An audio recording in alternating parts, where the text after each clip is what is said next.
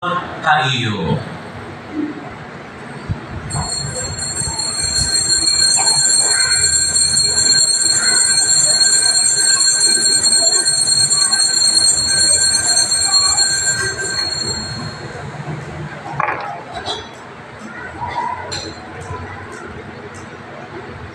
Sugad mang kauman ang panihapon iya kinuwang kalis nga nagpasalamat liwat imo nagagdiyan iya mga tinunan nga nagsiring karaw taniyo nga inom kamo nga tanan dili kaya amin ang kalis na akong dugo ang dugong bangko paray pagkapapasagid sa aran kay guulat kamo iyo mga tanan nga mga tao basi mapasaylo ang mga sala buhatay niyo nga inumduman haakon.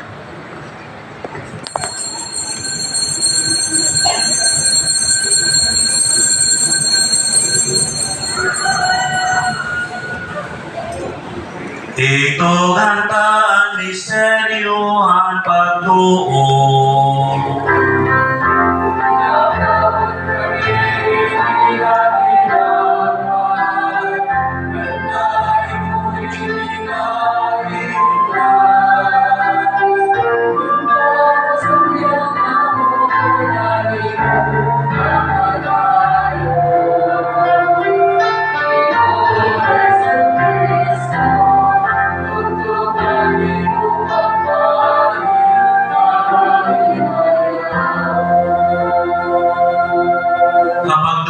Iya kamatayan ng pagkabadlaw ang ginahala na imo Ginoo hindi nga tinapay ang kinabuhi ug kalis sa katanwasan kapag pasalamat ang imo kag ipakatagos ug kami pagatubang ug pagatama na imo nangamaya kami imo kami nga tanan nagsasaro ang lawas ug dugo ni Kristo magkauro sa pinaagang gahom ang Espiritu Santo.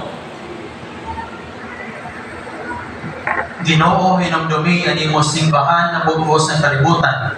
Nga hingpita ni dapag si Umaay, upod ang leyo amon Papa, ugan sa belo amon Obispo, ugan niya tanan na kinarawat ang sakramento han orden.